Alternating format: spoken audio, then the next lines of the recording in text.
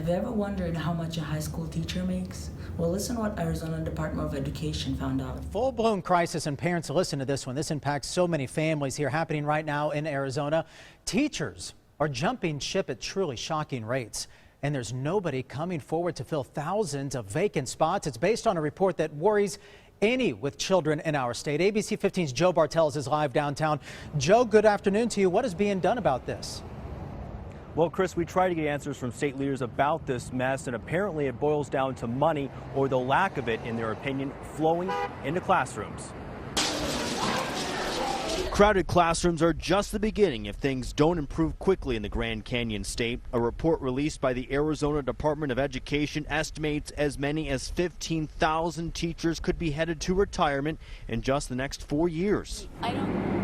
The Arizona Department of Education says money talks and keeps teachers in the classrooms. The main factors we know is financial. We know that the salaries on average here in Arizona are considerably lower than they are across.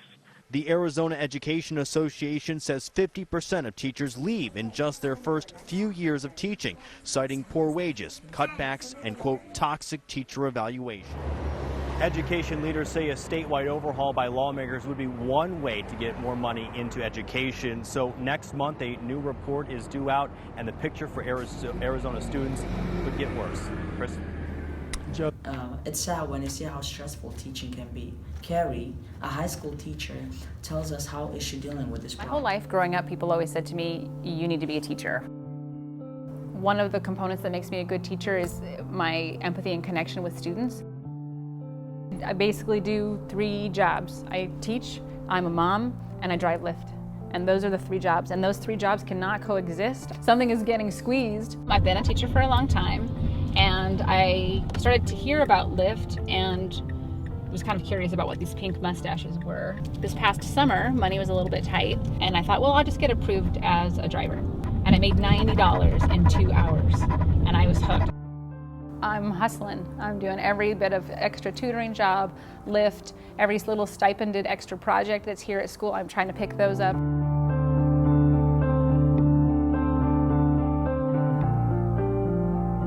So I live with a decent amount of fear all the time. That the bills are not going to get paid, that the kids won't have what they need, not to mention the things that they want. I don't have any other safety net, so I don't have the benefit of wealthy parents. But to conceive of a life where I could make enough money to support my family, to feel safe, and then to think about what I would do with that time, what a better teacher I could be, how much more I could give to my students. It's heartbreaking to me because I do see the real effects on kids.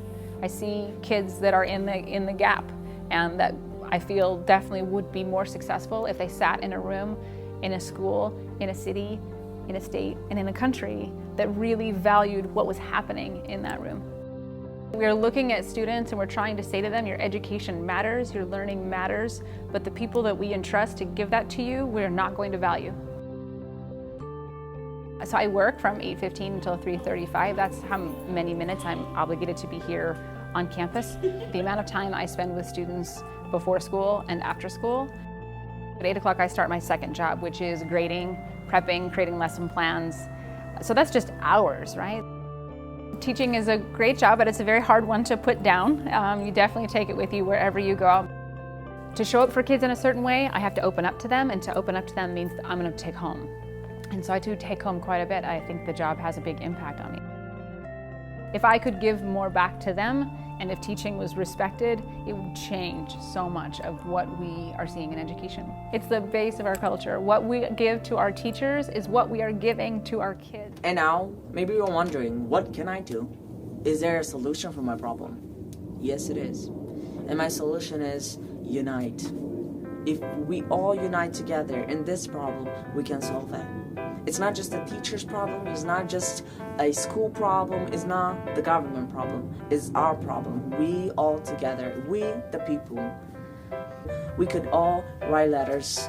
If every student, every teacher, every parent writes a letter to our government, there's going to be thousands and millions of letters here in Arizona. We could all unite together and rally in front of the government's building. We show them that we care about the teachers. It's not just them, it's us. We the students are the future of Arizona.